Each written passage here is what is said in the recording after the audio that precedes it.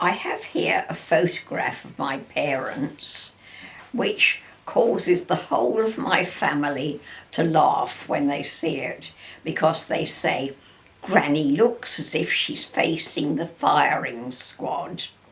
And it's just what she does look like. Her mouth is taut, and she's obviously terribly, terribly concerned. And this is because, plainly, when she grew up, there wasn't a lot of photography around. So when people began to photograph other people more, she was not particularly used to it. And her anxiety shows in the way she looks. She's holding her hands and over her lap, and plainly she is terribly worried. On the other side of the chest in which they are, cabinet rather, that they are sitting near, is my father. He's got one hand on top of another. He also looks somewhat solemn, but somehow not quite as fraught as my mother. Beside her is a chair on which she's got our dog. Now the dog is a rescue dog, and when anything happens that is unusual, it becomes agitated. So it's on a lead, and this is fixed somewhere so that he won't leap up and suddenly attack me with the camera, and not, I think, to hurt me, but rather to find out what I'm doing.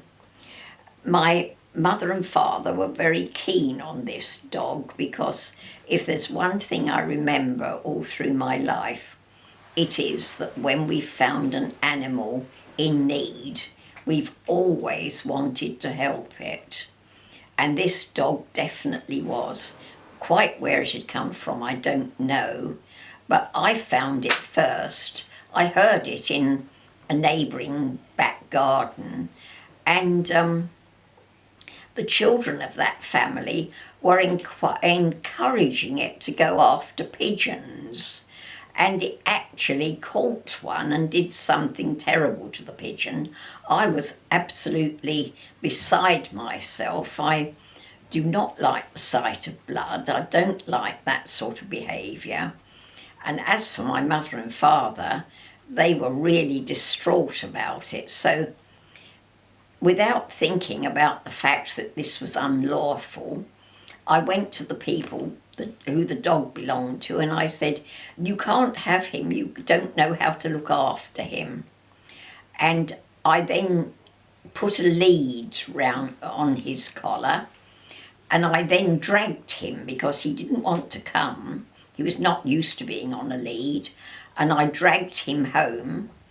I have to say that the family concerned pushed him from the other end to help me, so plainly they thought it was quite normal that somebody should come and interfere with their dog. I realised afterwards that they were a socially known family who were always in trouble because they couldn't manage their affairs. Actually, they always smiled very nicely at me and were always very pleasant. So I think really that although they didn't know how to manage themselves, they did know enough to realise that we were trying to be of help to them.